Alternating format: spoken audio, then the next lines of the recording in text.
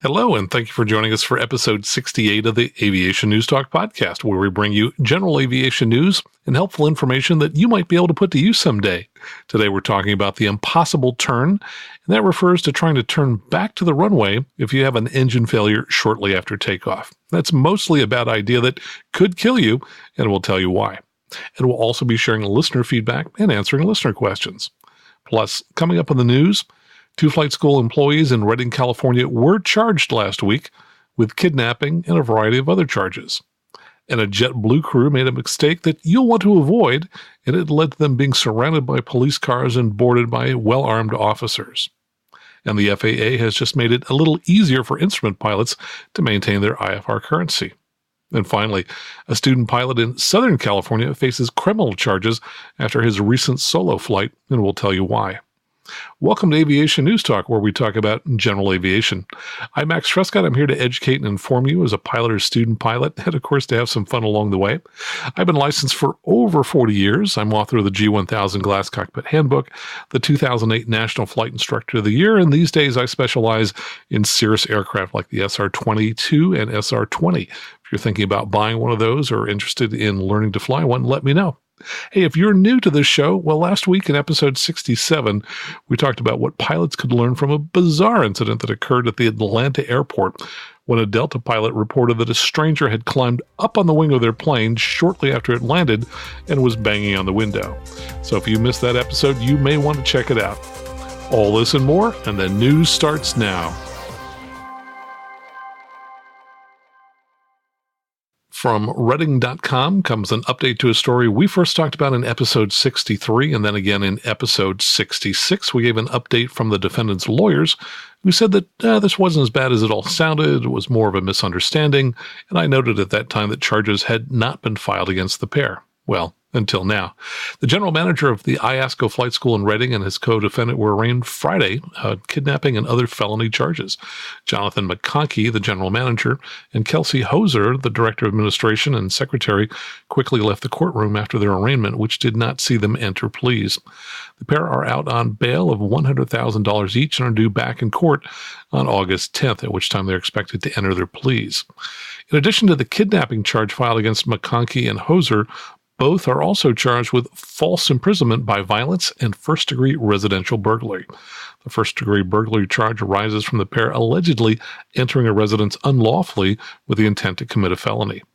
McConkey is also individually charged with making criminal threats, while Hoser is separately charged with preventing or dissuading a witness or victim from reporting a crime.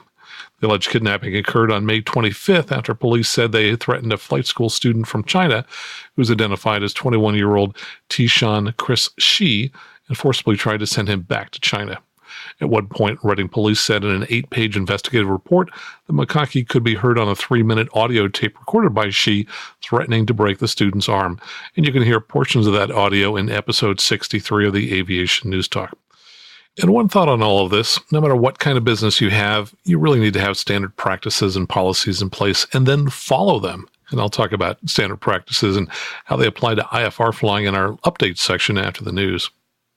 From avweb.com comes a story about a JetBlue pilot, and it talks about how important it is to know details of FAA regulations and recommended practices. That applies to all pilots. This JetBlue flight was out of JFK in New York, and they triggered a significant security response after they lost radio contact with the tower while taxiing for takeoff at about 8 p.m. on Tuesday night. Quote, shortly before departure, Flight 1623 from New York JFK to Los Angeles experienced a radio issue impacting the crew's ability to communicate, and a false alarm was sent to JFK Tower. That from a JetBlue spokesperson. Some sources have reported that the crew entered the wrong transponder code and instead put in the code for hijacking instead of the code for a communication failure.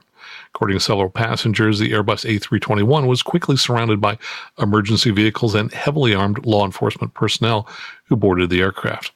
While communication was reestablished via alternate channels, authorities responded in an abundance of caution. The JetBlue statement continued that, quote, the aircraft was cleared and returned to the gate for inspection. The crew was reportedly back in contact with authorities by 8:15 p.m. The Port Authority of New York and New Jersey also issued a statement saying that the aircraft had been inspected and cleared with no security threat. Passengers were able to depart for Los Angeles several hours later via another aircraft. The FAA has said it will investigate this incident. And just a quick comment, as you are selecting codes on your transponder, you want to be real careful that as you are putting in a particular code, for example, for lost communication failure, that you don't momentarily pass through the hijacking code, since the two are very similar, and you could, depending upon the order in which you turn the knobs, end up with a hijack code even briefly in your transponder. From Politico.com comes word that the FAA reauthorization bill that we've talked about in the past may get delayed. They say that the FAA reauthorization is competing with, quote, the most popular kid in school, a Supreme Court nominee. Senate Commerce Chairman John Thune, Republican from South Dakota, told reporters Thursday that the push to confirm a justice before the midterms obviously affects the legislative calendar on a lot of issues, including the FAA bill. But Thune was optimistic. He said, quote, if we can get a time agreement on this, and we're running the hotline to see where the issues are, and we can get everybody to sort of agree that we can wrap this up on the floor in a couple of days, I think we can get it done in the July work period, he said. And this is important to note. Senator Majority Whip John Cornyn from Texas has indicated that a SCOTUS confirmation vote probably won't happen until September. Well, so wouldn't be too big a surprise if the FAA reauthorization bill doesn't get done yet again this year, in which case they would kick the can down the road, which means that they would vote for a temporary extension on the current authorization bill. So we're just kind of watching, see what happens. There's a lot of different provisions in the FAA reauthorization bill that obviously will have to wait if this does get kicked down the road again for another 6 months.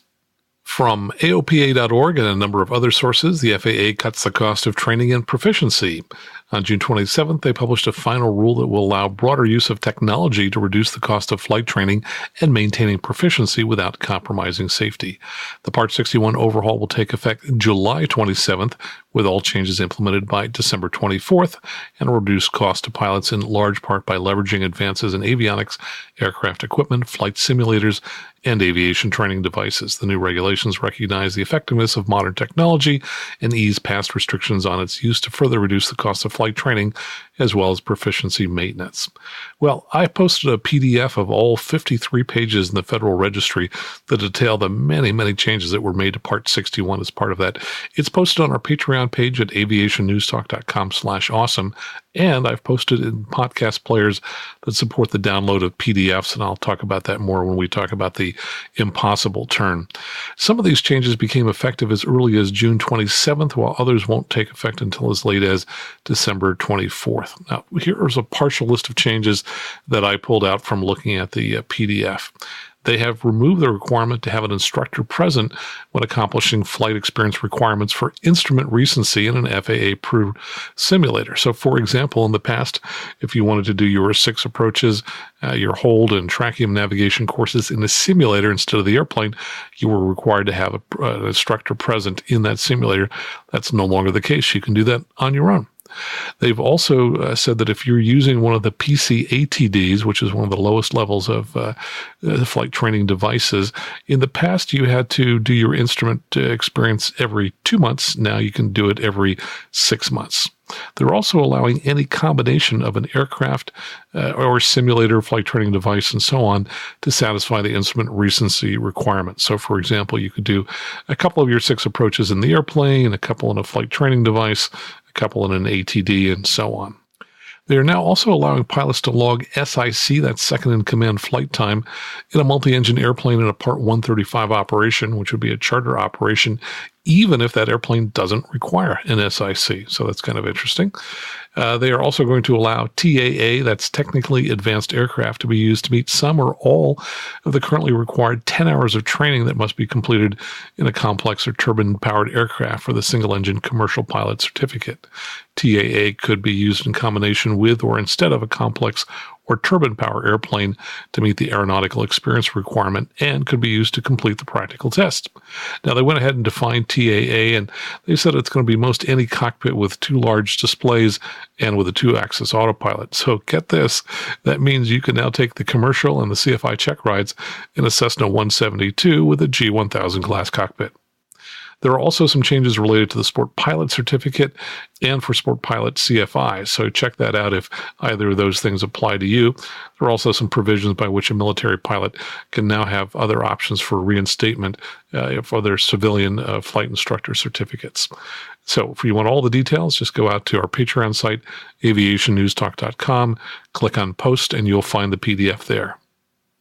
And also from AOPA.org, the FAA releases a policy for eliminating circling approaches. Boy, these are an important part of instrument training if you're getting your instrument rating.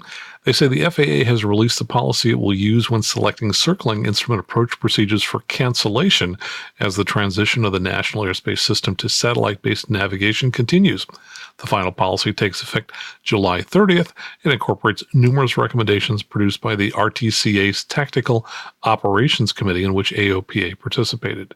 Quote, as new technology has facilitated the introduction of area navigation instrument approach procedures, that would be mostly GPS procedures, over the past decade, the number of procedures available in the National Airspace System has nearly doubled.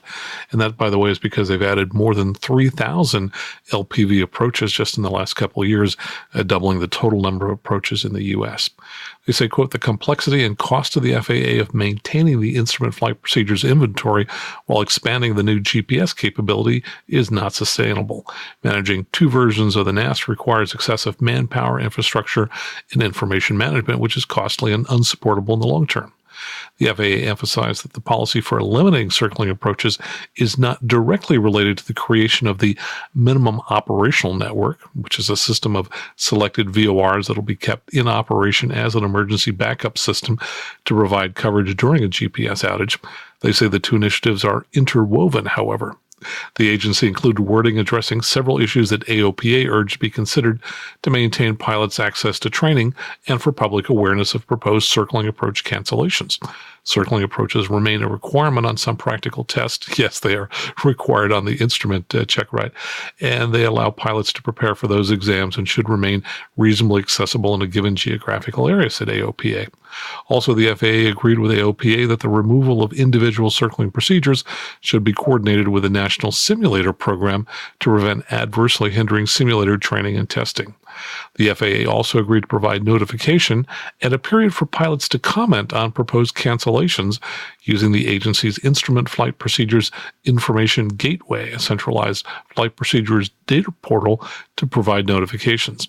AOPA strongly recommends that all instrument pilots subscribe to the IFP Gateway for notifications about procedure updates at the airports they use.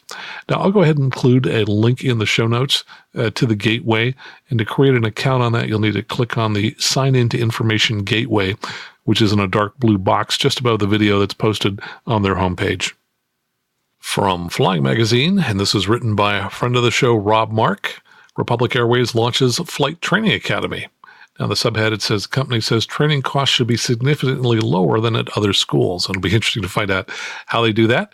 Rob writes that because regional airlines have been the hardest hit by the pilot shortage, it makes sense that those airlines would be some of the first to create their own pipeline to the cockpit. Republic Airways recently created Indianapolis International Airport-based Leadership and Flight Training, or LIFT, Academy to train future pilots. Republic opened LIFT Academy to, quote, make a career as a commercial pilot more accessible to all by reducing the high cost of flight training, encouraging greater pilot diversity, and raising awareness of the need for a greater supply of pilots, unquote. Republic said it's the only regional airline to operate its own training academy, specifically designed to create a classroom-to-cockpit path for its students. Republic is hiring nearly 600 commercial pilots annually, a number expected to grow by 50% over the next decade. Student recruitment has already begun with monthly enrollment opportunities in the first class beginning in September. LIFT features a structured educational environment and curriculum that combines flight simulator, online, and in-classroom training. LIFT Academy students will operate a fleet of advanced Diamond aircraft, including the single-engine DA-40 and the twin-engine Diamond DA-42. Additionally, Republic and Vincennes University announced the formation of a long-term training partnership slated to begin next year. Vincennes University flight students will complete their flight training at LIFT Academy and earn the opportunity to become part of Republic Airlines' Career Pathway program. Additionally, LIFT Academy students will have the option to pursue an associate's degree from VU online. From avweb.com, a Harvard study shows that flight attendants are more prone to cancer. New research from Harvard's T.H. Chan School of Public Health suggests that flight attendants are at higher risk than the general public for several forms of cancer. To gather data, the Harvard Flight Attendant Health Study surveyed U.S.-based flight attendants and compared the results to non-flying groups of a similar age and gender. The study also looked at the relationship between how long an individual had worked as a flight attendant and the rate of cancer diagnoses. According to researchers, they observed, quote, a higher prevalence of every cancer we examined, especially breast cancer, melanoma, and non-melanoma skin cancer among females, unquote. They also found that job tenure was positively related to non-melanoma skin cancers among females, with borderline associations for melanoma and non-melanoma skin cancers among males. The study identifies flight attendants as a, quote, highly understudied cohort that is consistently exposed to several known and probable carcinogens in the cabin environment, including cosmic ionizing radiation at flight altitude, circadian rhythm disruption due to night shift work, irregular schedules, and frequently crossing time zones, and poor cabin air quality from a number of sources, unquote. The study, which was published last week in Environmental Health, also noted that similar research has generally implied an association between working in the air and increased cancer risk as well. In international news, this comes from Flyer magazine at flyer.co.uk. It's not our finest hour, admits the CAA over GPS approaches. The CAA's failure to approve GPS approaches at aerodromes across the UK hasn't been our finest hour, according to no less than Mark Swan, the CAA Director of Airspace Policy. The admission came after the All-Party Parliamentary Group on General Aviation pressed the CAA to speed up the rollout of GPS approaches. In a meeting in Parliament with Mark Swan and John Round, who's head of Airspace, ATM and Aerodromes, Grant Sharps, MP of the APPG, they seriously expressed concern that the UK is lagging a long way behind countries such as France, Germany, and the USA when it comes to embracing technology which can improve flight safety.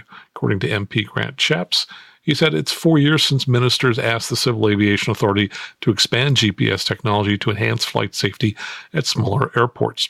That request was made to the chief exec of the CAA, and it beggars belief that so little has happened in the intervening time. He said if the CAA are not able to respond to the needs of general aviation, even after asked to do so by ministers, then Parliament must investigate whether a better approval process can be implemented. In many ways, the GA unit of the CAA has led the world in recent years, but this seems to be a blind spot, and it cannot be right that numerous airfields have shelled out tens of thousands of pounds to try to navigate a GPS application process that the CAA now acknowledge was not fit for purpose. Mark Swan, the CAA's head of airspace policy, said, quote, we accept that the Civil Aviation Authority has been too slow to process applications for GNSS approaches at aerodromes. And this first came to my attention almost 10 years ago when I was working with Tim Leacock. He's a Brit who was over here in the U.S. getting his instrument rating with me. I believe he's now a dealer for business jets in the U.K. And at that time, he told me there were few, if any, GPS approaches in Britain, which really shocked me because we'd have thousands of them here. Frankly, they're a lot easier to fly than ILS and VOR approaches since there are fewer things to set up. So hopefully the UK will get more of these GPS approaches soon. Also in international news from Canada, this comes to us from avweb.com. Canada bans lasers near airports. It's now illegal to possess most laser pointers, that is, if you're outside of your house, within 6 miles of any Canadian airport, thanks to an order made by Canada's Transport Minister on Friday.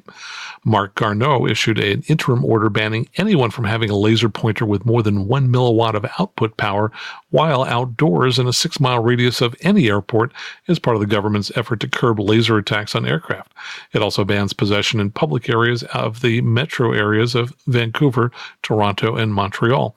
Anyone caught with a portable laser device while outdoors in these areas can be fined up to $5,000 on the spot by a police officer. Most cheap laser pointers available in novelty and convenience stores exceed the power threshold, and online laser stores offer units with up to 30,000 times that power for a little more than $100.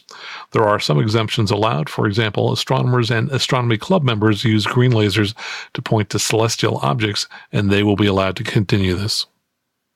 And finally, from Flying Magazine, A student pilot is in big trouble after a premature solo flight. A student pilot who was training at the Fullerton Airport in Southern California is in major trouble after an incident. Too eager for his first solo, the man took a Cessna 172 from a local flying club without permission, but was unable to successfully complete his mission. Fullerton's airport manager, Brendan O'Reilly, said the student pilot had recently joined the RI Flying Club, which had the Cessna 172 as part of its fleet. O'Reilly said the flying club has been operating at the airport for more than 30 years without any incidents. The student pilot was not qualified to fly the airplane solo, but somehow managed to get the keys and took the airplane to the skies. The student pilot made not one, not two, but 5 attempts at landing, each time messing up the airplane more. According to local pilot Jerry Fawn, the airplane suffered damage to the propeller, engine, nose gear, and more. Fortunately for the student pilot, he did not injure himself or anyone on the ground. Not only was the airplane damaged in the highly unusual incident, but it's likely the student pilot's criminal record will be as well. According to Fawn, who is the owner of the Cessna, he's filed charges of aircraft theft. Fawn said the student pilot had only received 2 hours of flight instruction with a flying club. Well, that's the news for this week. Coming up, what should you do when the engine quits shortly after takeoff? Hopefully you know that turning back to the runway is usually a bad idea, and we'll talk about the 10 things you should know about the impossible turn. Plus, listener feedback and questions. One listener provides a lot more detail on SFRAs and SATRs, which student pilots now need to know when they take the private check ride. And another listener has a question about the pilot population. Stick around. We'll be right back here on the Aviation News Talk podcast.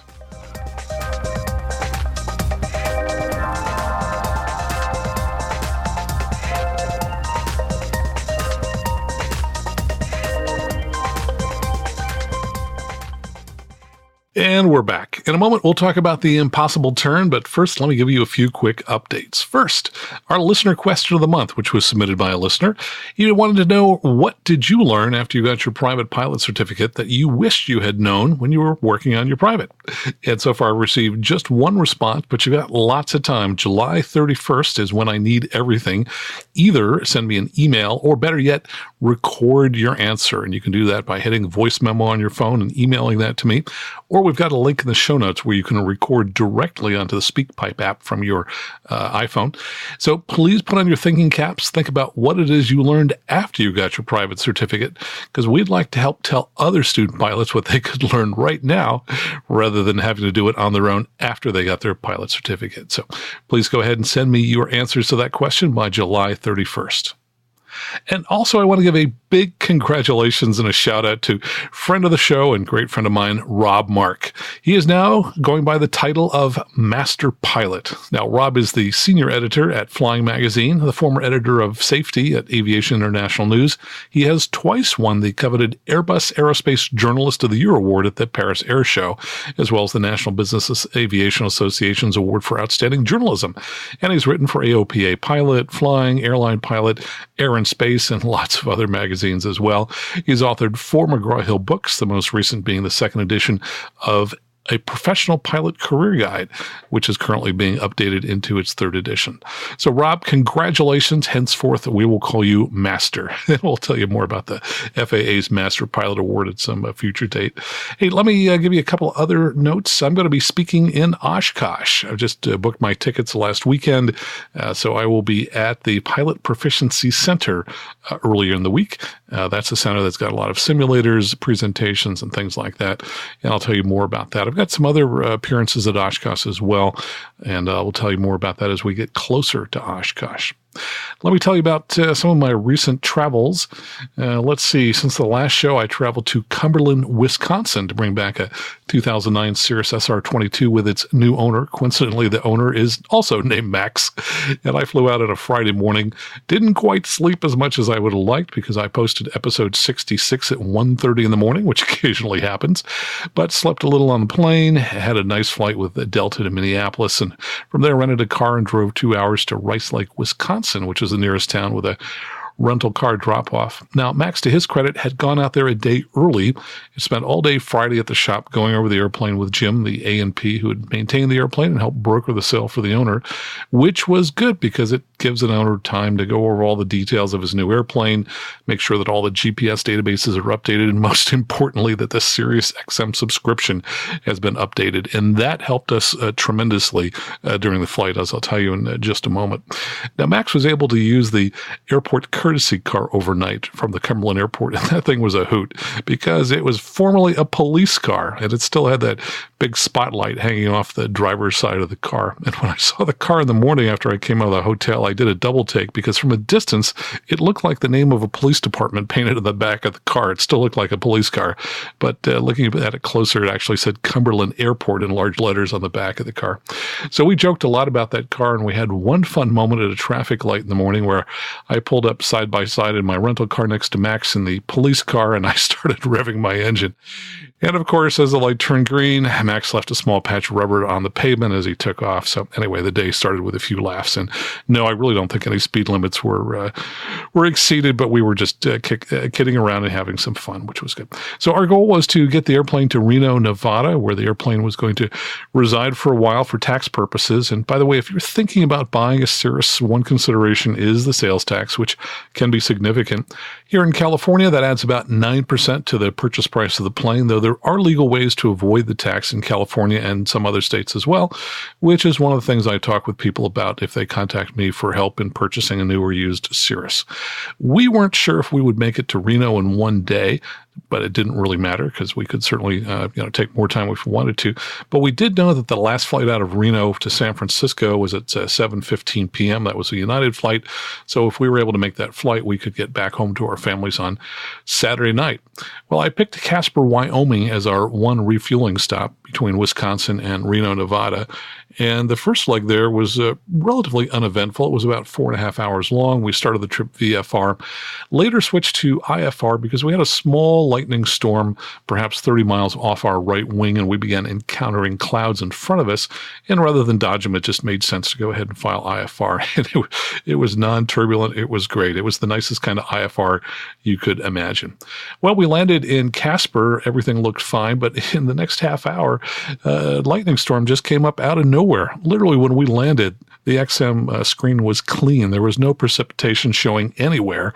And yet, in the time it took for us to refuel and grab a quick bite, which wasn't long because we had our food with us, we had scattered rain and scattered thunder showers pretty much between us on a line that ran north-south between us and our destination. So initially I decided to file IFR. We departed, and the departure controller at Casper suggested we head to the north, which we did. And as we were climbing up to 11,000 feet, and our clearance was to 12,000, I asked if we could level off at 11,000 because that would keep us below the clouds and allow us to watch what was going on. Well, from there, we could see that there was lightning ahead of us, even though the XM, and probably what the controller was seeing also, showed it more to the west of us.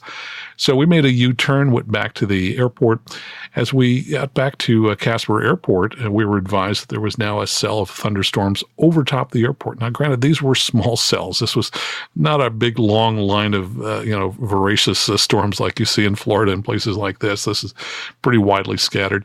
So we went ahead and canceled IFR at that time and proceeded initially southeast a little bit, the wrong direction, to get around some of these scattered showers, and then started working our way west. And by staying VFR, the huge advantage is we can see, where the rain was, where the potential storms were.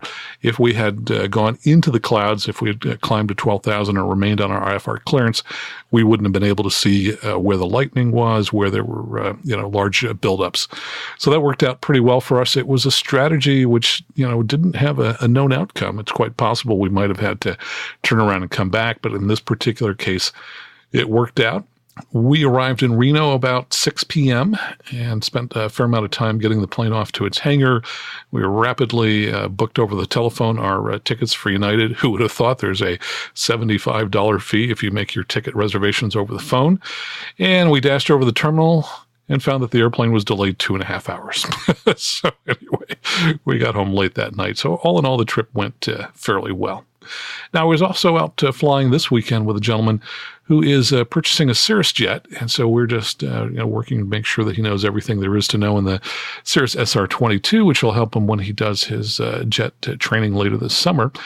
And we had two little minor things that happened. The first one was we flew IFR into Watsonville, and the weather really was right at minimums there. We flew the RNAV GPS 2 approach into the runway, but we did it as a circle to land because the winds were gusting up to around 14 knots. I'm not adverse to landing with a tailwind, which is what I probably would have done if we hadn't had such strong winds. But given the strength of the winds, we decided it made more sense to circle. And it turned out that the clouds were pretty much right at the circling altitude. So we were able to see the airport. We went ahead and kept the airport in sight the whole time as we circled to land on runway 27, which was the runway that some aircraft were using at that time to depart. And after we landed and had lunch, my client suddenly remembered, hey, we forgot to cancel our IFR flight plan. Well, I called NorCal on the phone, and they said, no worries. The airport people had seen our airplane on the airfield and confirmed that we were safely on the ground. But that raises a great question. I'm just throw this out to you and ask you what ideas you have. How do you remember to close an IFR flight plan if you're going to close it on the ground? I try and close mine in the air whenever possible just to save the trouble. But in a case like this, I think we were so preoccupied by the clouds being right at minimums and whether or not we would need to fly mist and so on, that it was easy to feel a sense of relief after we landed and totally forget that we needed to close our IFR flight plan. So if you would send me an email, let me know what your favorite way is to remember to close your IFR flight plan. Now, when we took off, we flew a departure procedure. We had an IFR clearance to take off there. And this was one of my rare occasions where I did not follow my standard procedure. I talked at the beginning of the show about having standard policies and procedures in the case of JetBlue. In this particular case, I was also thinking about how when I wrote down the clearance, I didn't do what I usually do, which is check off every individual item in that clearance to make sure that we have entered it some way into the aircraft, either into the flight plan, the transponder, and so on. And wouldn't you know, both the client and I overlooked that we did not set the transponder. So we departed IFR squawking 1200. As soon as we reached NorCal, they reminded us to put the correct squawk code in. It was a minor oversight, and yet it kind of reminded me you need to follow standard procedures every single time. And when you do that, it reduces the odds of having these kinds of problems. Well, let me go ahead and talk about some of our awesome supporters. We have a number of new supporters who have joined in the last 2 weeks as Patreon supporters, and they are Scott Kazinchek, Michael Scott Lewis, Tyson Weiss, Podcasting on a Plane, which is another aviation podcast, Alexi Sapsford, Adam Nunn, Louis Bouchard, and Paul Daly. And for the first news show of every month, I mention all of our Patreon sponsors who make contributions that are greater than $20 a month. These are our super supporters, and they include Jeremy Zwadny, who's a software developer, Peter Long, pilot in Australia, former CFI here in Silicon Valley, Seth Lake, military instructor, pilot, and flight instructor in Arkansas. He has the go-nogo.aero website for his podcast and flight school. Jason Blair, who we've had on the show, he's a pilot examiner. He runs his blog at jasonblair.net.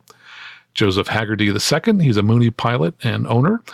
Michael Rogers, Cirrus owner and pilot in Southern California. Michael Spain, student pilot in Oklahoma, who said he's thinking about buying a Cirrus. Larry Noe from New York City, where I used to live. He flies a Bonanza G36. Carl and Ann Rossi of Maine Cooncat Aviation, proud owners, operators of 3 Cessna T240 aircraft. Roger Griggs, he's got over 2,000 hours in a TBM 850, and he recently purchased a new Meridian 600. Troy Wistman, he's an IT guy in the Dallas-Fort Worth area. He flies a Turbo 182 RG, and you can find him at Wistman, WHISTMAN.com.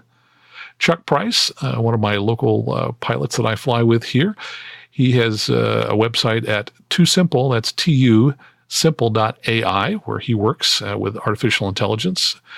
And Don Dillman, he's a professional pilot who flies a very large jet and runs a training center. He owns a Bonanza F-33A, and he just reinstated his CFI.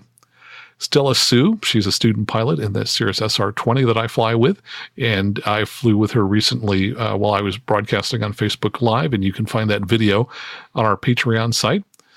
Jonathan Weisswasser, he's a vascular surgeon and flies a Meridian. Jim Bareth, he runs Sonic's ESD that specializes in active noise control, and he and I flew an SR-22 back from Knoxville 2 months ago. Fabio Cablos, he's an MD and also an SR-22 owner. Lance Fletcher, he's a former crew chief in the Air Force on the F-111F. He wanted to learn to fly for decades, and he recently took the plunge, so we're happy to have him join us. Joseph Morales, he's a patent lawyer in Maryland and a former National Guard Black Hawk pilot who's planning to work on his commercial and then his CFI. Moj Kazi, a software developer in Silicon Valley who's been helping me with the aviationnewstalk.com website, and I thank him greatly for that. Tyson Weiss. Tyson is the co-founder and CEO of ForeFlight, which I think most of you know is the most popular iOS flight planning app in the United States, and I thank him for his generous support. Adam Nunn, who I believe is out of Texas and flies a Piper Cherokee, though he's new and I haven't had time to touch base with him, so I'll confirm if that's the case. I really want to thank this group for their contributions and thank everyone who helps support the show in any way. And if you love the show and you're looking for just a little bit more afterwards, go on out to aviationnewstalk.com/awesome. That's where I post stories that show up between shows. And so if you want to find the latest thing that I have sent out to listeners, you're going to find it on that site before you hear it in the podcast. Plus, all of our supporters get an email every time I post one of these stories. So here's what's gone out there recently. There is an absolutely hilarious video, which is a marriage proposal in an airplane. Now, I have seen lots of marriage proposals that have been done in GA aircraft. This one is absolutely hilarious and contains a little bit of a mixed message as the gentleman asks his future wife whether or not to marry. You've got to see it. It's pretty funny. And I will just include one word, which is air sickness. We also had a story posted that the New York TRACON was looking to hire controllers. Now, the deadline as that has passed. I posted it on Patreon because I knew that people would find out about it before the deadline, even though I wasn't able to include it in the show in time. There's also a video from that bizarre incident with the naked man running on the tarmac on the Atlanta airport that we talked about last week in episode 67, so you can see what that was like. I did have one email from someone who said that they were laughing continuously on their way to work as they were listening to episode 67, so I'm glad you enjoyed it. Also on the Patreon site, you'll see that 53-page PDF that I've posted with details of all the FAA Part 61 changes to the rules that we talked about earlier in the show. Now, anyone can see these stories and videos for free. Just go out to aviationnewstalk.com/awesome and click on the word posts near the top of the page. And while you're there, check out our goals and consider supporting the show with a donation by the credit card. At different contribution levels, you get different goodies. For example, the $4 a month group of supporters get access to my original scripts for each show.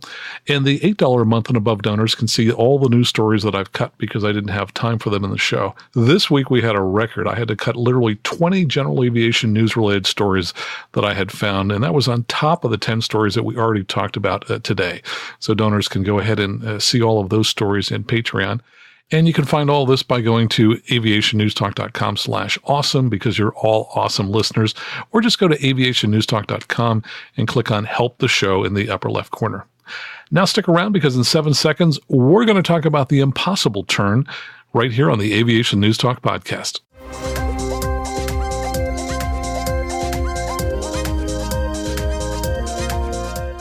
Well, it's a pilot's worst nightmare. You've just taken off in a single-engine plane, you're only a few hundred feet above the ground, and suddenly your engine quits. And early in our flying career, a lot of pilots comfort themselves by telling themselves that accidents like this are rare, which, by the way, is not totally true, and that this kind of bad luck only happens to other pilots, which is definitely not true.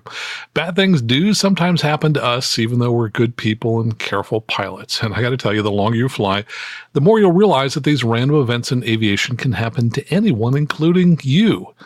But I don't say that to try and scare you into giving up flying. Instead, I hope it will motivate you to prepare in literally every possible way for all kinds of emergencies, including this dreaded takeoff engine failure.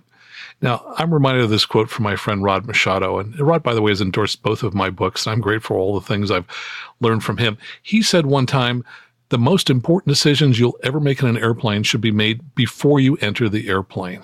So think about that. Most important decisions you'll ever make in an airplane should be made before you enter the airplane. So if you haven't previously thought through in really great detail and decided exactly what you're going to do if an engine quits on takeoff, I really encourage you to take a few minutes right now to think it through. After all, the life you save, well, it will be your own. It's important to know that instinct to turn back to the runway is powerful. And if you, when the engine quits, rely upon just instinct instead of deciding ahead of time what you're going to do when the engine quits, well, your instinctive gut decision just may be the last decision you ever make. And there's really no shortage of accidents that demonstrate that pilots often make poor decisions upon encountering situations that they just haven't thought through ahead of time. So to me, few things are more tragic than a pilot who loses an engine at maybe 300 to 400 feet, surrounded by fields and a golf course. In other words, kind of the perfect textbook place to lose an engine, but instead turns back to the runway and crashes and burns right at the threshold. And I know because that is the exact scenario that happened at Livermore, California Airport in 2007, and I saw the burn marks that were left by the small pile of rubble that was left after the plane caught fire. You frankly couldn't have asked for a better place to have an engine failure, yet that pilot's instinct suckered him back into the classic error in judgment, which was turning back to the runway. Now, accidents like this happen frequently enough that the FAA refers to this turn back to the runway after an engine failure as the impossible turn. Now, the impossible turn, maybe we ought to better call it the improbable turn, because it's not impossible to make it work out. It's just highly improbable that you'll succeed if you decide to turn back to the runway. But for now, we're still going to call it the impossible turn. The FAA even has a brochure called The Impossible Turn, and there's a link to the brochure in our show notes, and earlier this week I posted it on our Patreon site, and anyone who donates a few dollars a month has already received an email from the Patreon site with that Impossible Turn brochure. Now, I'm also starting to use a feature with some podcast players that support PDFs. Unfortunately, the popular Apple Podcast app, which is what I use, doesn't support PDFs, but for those players that do, including our dedicated aviation news talk apps for both iOS and for Android, those do support PDFs, and so you'll soon find a copy of the Impossible Turn brochure as well. Those apps are free. You can find them in the Apple App Store and the Google Play Store just by going to the search bar and typing in Aviation News Talk. And then if you click in the upper left and go to Episodes under the All tab, you'll see a tab below that for PDFs, and you'll find the Impossible Turn brochure there. Now let's start with my list of 10 things to know about the impossible, or in this case, the improbable turn. Number 1, when the engine quits on takeoff, land straight ahead. I'm going to repeat that. When the engine quits on takeoff, land straight ahead. Don't turn back to the runway unless you have no other good options. In fact, you can forget all the other 9 items on my list. Just remember number 1. If the engine quits on takeoff, land straight ahead. Don't turn back to the runway unless you don't have any other good options. Now, there are so many things that can go wrong if you were to turn back to the runway at low altitude. And no matter how much you may have trained for and practiced turning back to the runway, there are still lots of things that go wrong if you make that turn back to the runway, which the FAA calls the impossible turn. And we'll talk about some of those problems in a few minutes. So number 1, when the engine quits on takeoff, land straight ahead. Don't turn back to the runway unless you have no other good options. Number 2, understand that your lizard brain will take over in an emergency and will tell you to turn back to the runway. You've got to ignore that lizard brain and land straight ahead. Now, when I talk about your lizard brain, I'm talking about the limbic cortex, which seems to be the seat of emotion, addiction, mood, and a lot of other mental and emotional processes. And the lizard part of your brain is in charge of fight, flight, feeding, fear, freezing up, and some other things. But one problem with relying on instincts or your lizard brain when you have a takeoff failure is that the decision-making process required is going to be the exact opposite of the learning that's conditioned into a pilot by hundreds or thousands of hours of flying experience. Here's what I mean. During most of our flights, 100% of our efforts are dedicated to returning the airplane to the airport without a scratch. Why? Because you and I both know scratches are expensive and nobody wants to spend money they don't have to. Also, if the plane returns without a scratch, then we'll certainly arrive without one as well, which is good. But when the engine quits, the situation is completely reversed if it quits after takeoff. In that case, it might not be immediately obvious which decision to make, land straight ahead or turn back to the airport. But like the sirens of Greek mythology, these are the ones that used to sing and lure the sailors onto the rocks, there is a powerful call to pilots to turn back to the runway. And it's really hard to resist because, after all, the runway for 99.99% of our flying career has been a safe harbor. And if we're just able to get back to it, the runway holds out some possibility of returning the airplane without a scratch. But wait, stop. You got to consider, when the engine quits, your priorities have to reverse. Now you must think solely of saving yourself, even if it means totally destroying the airplane in the process. And that's a tough mental switch to make if you haven't thought through this in advance. Now, human psychology seems to be biased toward preventing loss. Therefore, I think pilots often incorrectly make a decision to turn back to the runway because it might prevent a loss of money, even though failing to execute the maneuver correctly may kill the pilot instead. So instead, your focus really needs to be on what you will gain from a correct decision in the circumstance. In this case, a pilot should choose whatever decision that will maximize the chance of their survival, not the airplane's. Totally disregard any damage to the airplane that may occur. After all, when the engine quits, and I'm sure you've heard this, the airplane is owned by the insurance company. There's no reason you should risk your life to save the insurance company some money. So number 2, understand that your lizard brain will kick in during an emergency and will tell you to turn back to the runway. You've got to ignore that lizard brain and land straight ahead if the engine quits after takeoff. Number 3, understand that people die trying the impossible turn. I posted an article back in 2009 on my maxtruscott.com blog, and that article had more comments after one day than any other article I ever posted. And I've included a link to that article in the show notes here on this podcast so you can read it along with the many comments. Now, one of the very first comments was from a gentleman named Matt who said, quote, "A recent crash at Santa Monica Airport in Southern California took the life of one of the operators of the fan site, www.airliners.net. He lost power and tried to turn back. Low wing stall, didn't have a chance." And then Bicknell, who's an ATP pilot, wrote, "Thanks, Max. I too have lost friends to the impossible turn. I was taught by an instructor who would ask seconds after liftoff where I was going to land in case of an engine failure. He instilled in me the instincts to look straight ahead and 30 degrees left or right for a place to put it down if the engine quit. We flew from a 2,800-foot long by 25-foot wide runway, so turning back was never an option even at a safe altitude." He said the what-ifs should begin long before the aircraft is boarded. So number 3, understand that people die trying the impossible turn. Number 4, teaching and practicing the impossible turn at low altitude is malpractice. And people die just practicing the impossible turn. Now, I've served as an expert witness in cases in the past, and if I were ever asked about the impossible turn in the future, I would testify that teaching and practicing the impossible turn at low altitude is malpractice. It's malpractice because people die practicing it, and because there's an acceptable alternative that removes much of the risk. Now, let me tell you about a fatal accident that occurred in 2006. The Cirrus SR20 in Lancaster, California, down in the high desert. First, let me tell you that the CFI involved was not a Cirrus CSIP instructor. You probably heard me say that anyone seeking Cirrus instruction should only do it from a CSIP instructor, as these people are factory trained in the many nuances of these planes. And I'm sure there are probably a few CFIs listening right now who may be thinking, "Oh, that's ridiculous. I'm a CFI. I can teach in any airplane I want to." Well, that may be true, but here's the statistic I learned at a Cirrus seminar in Las Vegas this past April. There have been 18 accidents to date in Cirrus aircraft in which there were CFIs on board. 16 of those 18 accidents were with CFIs who were not CSIPs.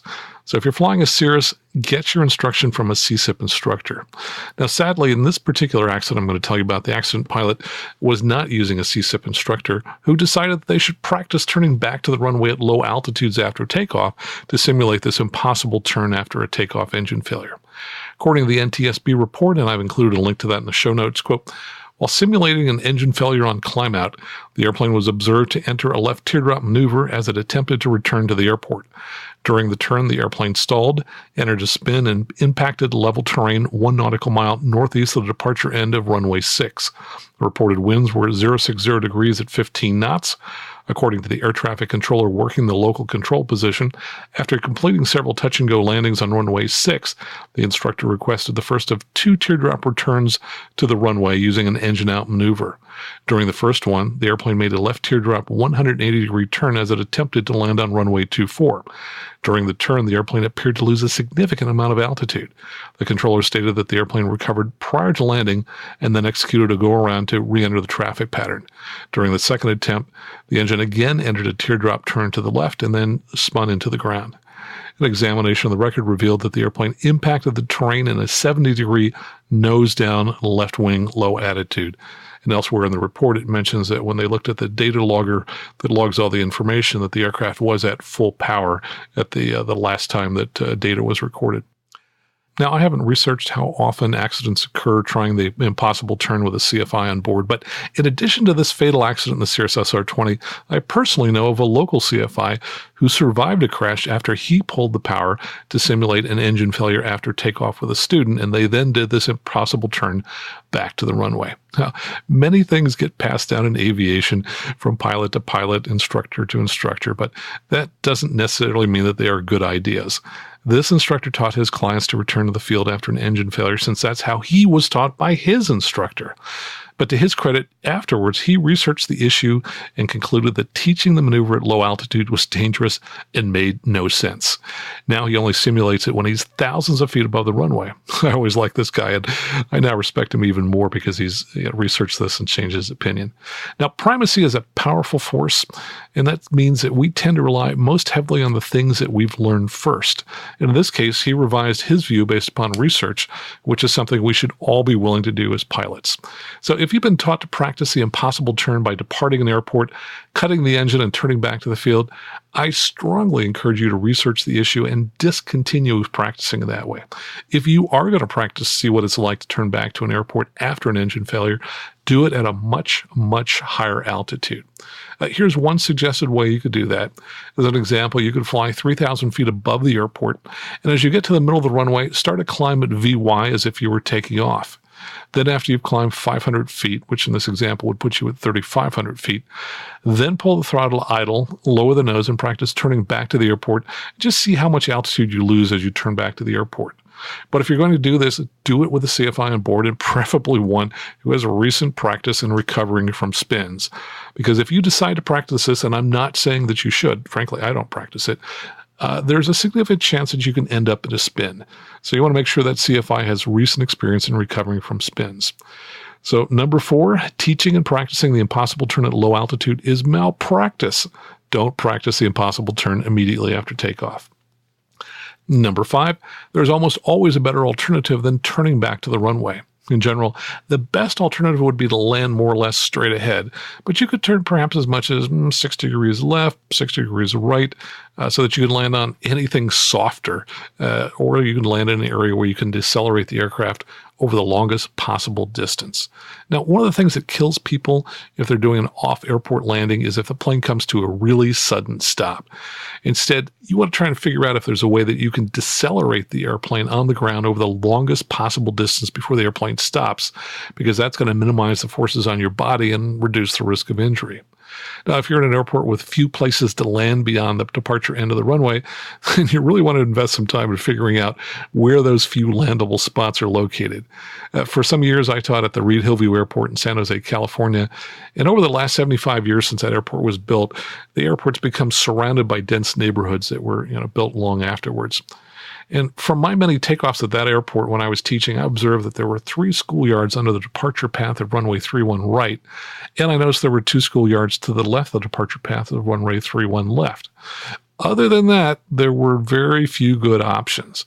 But to make it even more challenging, there were high-tension wires that run along one side of the schools on the right. So missing those wires would be pretty challenging if you decided to land in one of those 3 schoolyards. So to try to move the odds back a little bit more in my favor, I decided to drive over to 2 of those schoolyards. And when I got there, I went and walked on the fields, and I examined every obstacle on the field behind the school. And for example, I noted that arriving at the corner of both of those fields would be ideal, and that I would want to land diagonally from right to left on those fields, because that would avoid most of the obstacles on the ground there. But there were also a couple of fences on the field, so I walked over and I inspected each of them. What I was trying to figure out was which ones were essentially solid objects that would bring the plane to a dead stop, and which ones were flimsy enough that a plane could go right through them, which would also slow the airplane as it mowed down the fence. So even if you don't have a lot of good options for places to land after takeoff at your home airport, you really want to figure out ahead of time what options you do have, and then inspect them carefully up close so that you become familiar with them ahead of time. Remember what Rod said. He said the most important decisions you'll ever make in an airplane should be made before you enter the airplane. So you want to decide what options you have before you have a takeoff engine failure, so you'll know exactly where you're going to go if one happens. So number 5, there is almost always a better alternative than turning back to the runway. And in general, the best alternative is to land more or less straight ahead. And number 6, it's not a 180-degree turn back to the runway. It's far more complicated than that. After a 180-degree turn, you'll end up parallel to the runway, and you won't be lined up for the runway. Now, how far offset you're going to be from the runway is going to depend upon how steeply you banked your turn and how much crosswind you had. We'll talk more about that in a moment. So just imagine that you made a 180-degree turn, which has essentially put you on a downwind leg. Now you're going to need to make a 90-degree turn more to get back on the runway center line. So essentially, you've just made a 207-degree turn to either the left or the right to get back on the center line. But once you get on the center line, the plane is not going to be lined up with the runway. It's going to be pointed 90 degrees off. So now you're going to need to make a 90-degree turn in the opposite direction in order to be lined up with the runway. So to turn back to the runway requires not a 180-degree turn, but a total of 360 degrees of turning with a reversal in direction 3/4 of the way through the turn. So what might in the heat of the moment when your lizard brain kicks in seem like a simple 180-degree turn, well, actually it's far more complicated. And if the engine has failed, you'll be turning for twice as long as you might think, and you'll be losing altitude continuously throughout the turns, and you'll be getting perilously close to the ground throughout the turn. So number 6, it's not a 180-degree turn back to the runway. It's far more complicated than that. Number 7, choosing the optimal bank angle to get back to the runway will be very tricky. A shallow bank turn will be safer, but will take you further away from the runway during that initial 180 degrees of turn, which means you'll have to travel even longer to get back during the next 90 degrees of your turn to get back on the center line. And that, of course, increases the chances that you'll run out of altitude before you make it back to the runway. Now, a steeper bank angle, maybe 45 degrees, would result in a smaller turn radius, which will keep you closer to the runway. That's going to take less time and increase the chance that you don't run out of altitude before you get back to the runway. But as you get closer to the ground, you may find that the rapidly rising terrain may spook you and cause you to revert to a shallower bank that won't get you turned around as quickly as necessary. So while you might practice turning back to the airport, of course, at a safe altitude, you might have discovered that what you feel is the optimal bank angle is something that once you're actually in the emergency, you won't be able to maintain after your lizard brain kicks in and you possibly panic a little bit because you're going to watch that ground rising rapidly during the turn. It'll be really hard to concentrate on your target airspeed and your target bank angle. Now, just for a moment, can you imagine the panic you might feel in that moment? You're performing an emergency turn back to the airport. You know that people have died doing this, and you might, in fact, be dead in less than a minute, and you're watching the ground rise rapidly as you go through 360 degrees of turning to get back to the airport. Now, in that situation, will you be able to maintain whatever bank angle and airspeed you determine is optimal for this kind of situation? Possibly not. So number 7, choosing the optimal bank angle to get back to the runway will be very tricky, which is one more reason to not turn back to the airport, but to land straight ahead instead. Number 8, the steeper your bank angle, the more rapidly stall speed rises. Here's the problem you face when choosing a bank angle. If you listen to that lizard brain and you do the impossible turn back to the runway, you'd like to have a steep bank so that you stay in close to the runway and have a better chance of making it to the runway before you run out of altitude. But as you increase your bank angle, stall speed rises rapidly, which greatly increases the chance that you'll stall or spin in during the impossible turn back to the runway. Now, here's some numbers.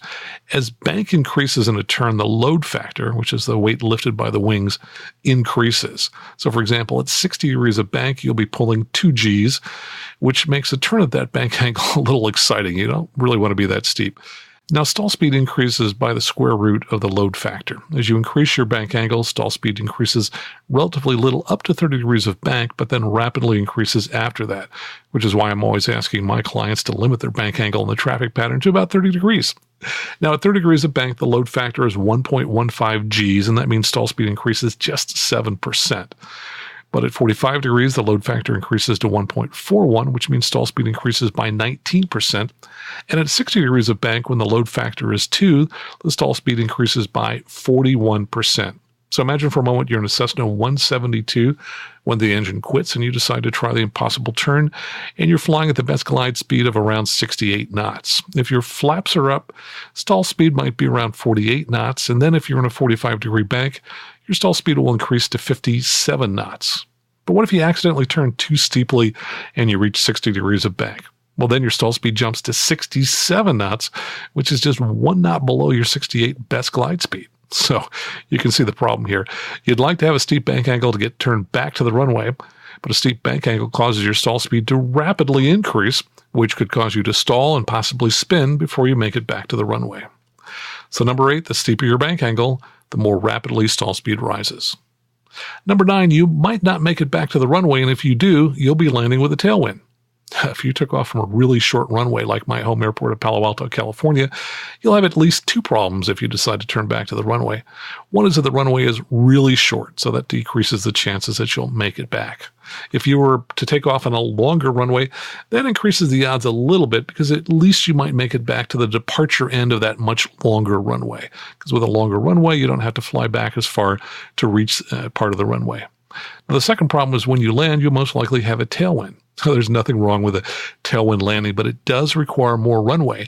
And if you took off from a short runway like Palo Alto, well, you might not have enough runway to land if you land with a strong tailwind. Also, if you're lucky enough to take off from an airport with crossing runways, you might find that it's easier to get back to one of the crossing runways rather than come all the way back to the runway from which you departed. But in general, I'd still recommend landing straight ahead rather than turning back to the airport with the impossible turn. So number 9, you might not make it back to the runway, and if you do, you'll be landing with a tailwind. Now, the real power of a pre-takeoff briefing is psychological, because if you speak aloud a plan of action, you're more likely to follow that course of action. So giving a pre-takeoff briefing aloud, even if there's nobody else in the plane there with you, it's a good reminder to you of what you're going to do if the engine quits. And it also increases the chance that when the engine quits, you can override your lizard brain, which might otherwise take over and cause you to make an irrational turn back toward the runway.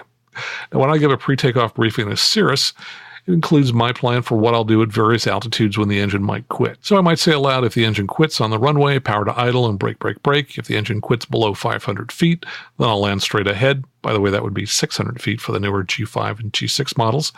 And above 500 feet or 600 feet, it's an automatic CAPS pull. CAPS, of course, is the Cirrus airframe parachute system. And my briefing might include that above 1,500 feet, I'll consider other options, including turning back to the airport. So how important is a pre-takeoff briefing? Well, one pilot examiner to whom I just recently sent a student pilot for his private check ride told the student that if he forgets to give a pre-takeoff briefing, he could fail the check ride.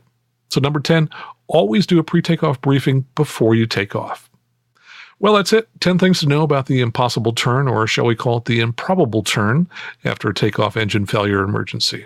Now, I hope it's clear to you that I'm not telling you that you should never turn back to the airport after a takeoff engine failure. But I am telling you that in general, you should land more or less straight ahead when the engine quits, and you should try to make sure that your lizard brain doesn't cause you to turn back to the airport, unless you've thought this through out carefully in advance, and you've decided that you have no other good options other than to turn back to the airport. And if you do choose the airport, well, I sure hope it works out well for you. I've included links in our show notes to the NTSB reports for the 2 impossible turn fatal accidents I mentioned, and I've included links to my blog articles on the impossible turn and to the FAA's PDF called The Impossible Turn. And coming up next, listener feedback and listener questions. We'll be right back.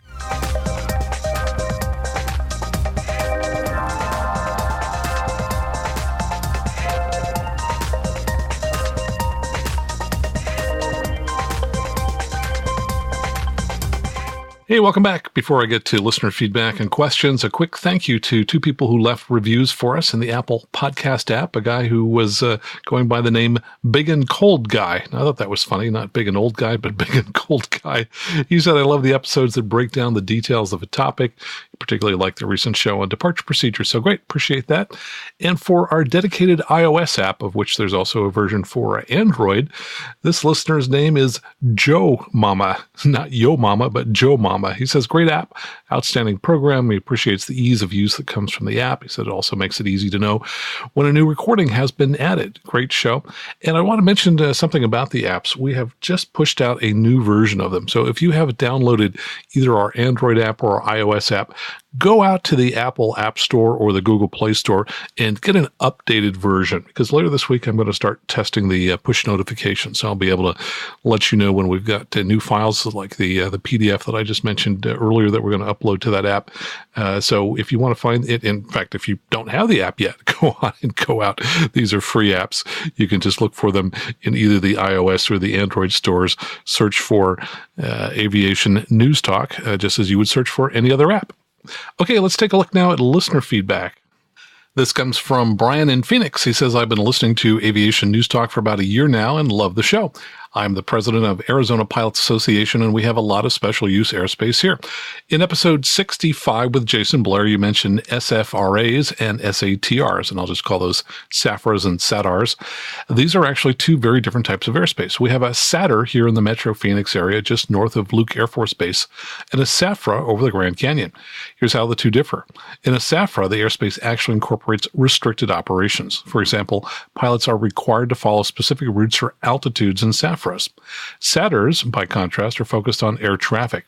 In the case of the Luke SATR, the sectional notes, quote, pilots are required to establish two-way communication with Luke approach prior to entering the special air traffic rules SATR, SATR area, and maintain communication while operating in the area, unquote.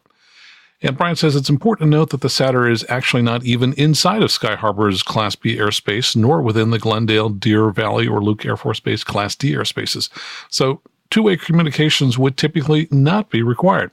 He said the ATIS from surrounding airports will note whether the SATR is active or not, and if it's active, pilots must comply. After establishing contact with Luke approach, the controller will give the pilot a squawk code and provide traffic separation services until the pilot is clear of the SATR. If the SATR is inactive, pilots are free to fly through the area as long as they remain clear of the Luke Air Force Base Class D airspace. The SATR was implemented in May of 2010 at Luke Air Force Base to reduce collisions and seems to be working. He said, I included a screen capture of Luke's SATR for reference, and here's a link to the presentation the Air Force gives to Arizona Flight Training Work Group. And I'll include a link to that PDF both on our Patreon page as well as in the show notes. And he says, thanks again for the great quality of your podcast, the great stories you tell, and the lessons learned from nearly every flight. Check us out at azpilots.org when you get a chance. Regards, Brian Schober, Arizona Pilots Association president. Brian, thanks so much for sharing your email. And as we noted back in a prior episode, student pilots are now required to know the difference between SAFRAs and SATRs as part of their private pilot check ride. Now let's go to a question from Will. Hey, Max, this is Will from Long Beach Island, New Jersey. My home airport is Mike Juliet X-Ray, and here is my question. What percentage of the U.S. population are pilots? And then if you're feeling energetic, I'd love to know how that compares on a male-to-female basis. How many of those private pilots went on to get their instrument rating? And perhaps how this compares on a worldwide basis. I realize this question is more of the lighthearted nature, but I know what we do is a rare gift, and I was really curious on what the numbers were. So thanks for all that you do for general aviation.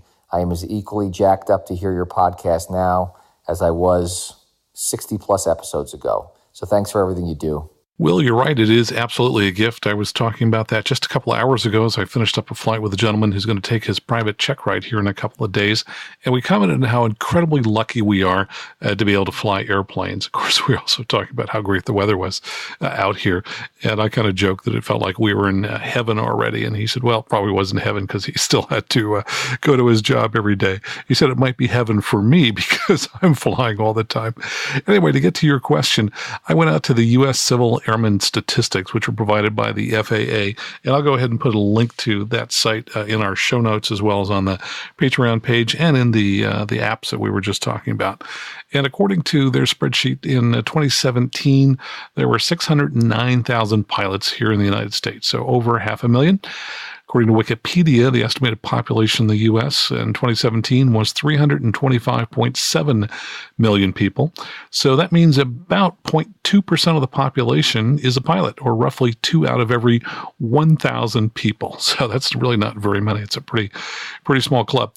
Now, they have a separate tab in that spreadsheet, which they call Estimated Active Women Airmen Certificates Held. And I've always thought that women airmen, there's got to be a better word for that. I just don't know why the FAA goes with airmen. But anyway, they said that the active women airmen certificates, 42,694, which is about 7% of the U.S. pilot population. Now, by the way, if you break that down via the various certificate types, about 13% of all student pilots are women.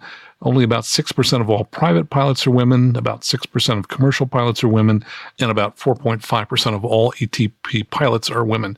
I was a little surprised because somewhere in the past I remember hearing that the percentage of women commercial pilots was significantly higher than 6%, so I'm not sure why the discrepancy there. And I think the conclusion people had drawn was that the higher percentage of women were career-oriented and were ending up becoming pilots so that they could have careers. Don't know if that's true, but the prior statistics I had seen seemed to support that. Now, in terms of instrument ratings, there are 306,000 of those in 2017, which is almost exactly 50% of the pilot population. So, Will, thanks so much for your question. And anybody else who has a question you'd like answered on the show, just click on the artwork in your podcast player on your smartphone. You'll find my contact information and a link where you go to record a question from a smartphone. And if you think that someday you might buy a new or slightly used Cirrus, please contact me now. I was just talking a couple of days ago with a gentleman in Austria, and I'm helping to arrange a free demo flight for him. And if you're considering a new Cirrus, I can do that for you as well as help you understand the many factors deciding between buying a new or slightly used Cirrus. I specialize in the Cirrus and work with people around the world. Now, by the way, one thing I will ask for you, if you will, please take a moment to think of one or two of your friends who you think might enjoy the show. Then contact them and tell them about the show. And if you can, get your hands on their smartphone and go ahead and subscribe to the show for them in one of their apps. So until next time, fly safely, have fun, and keep the blue side up.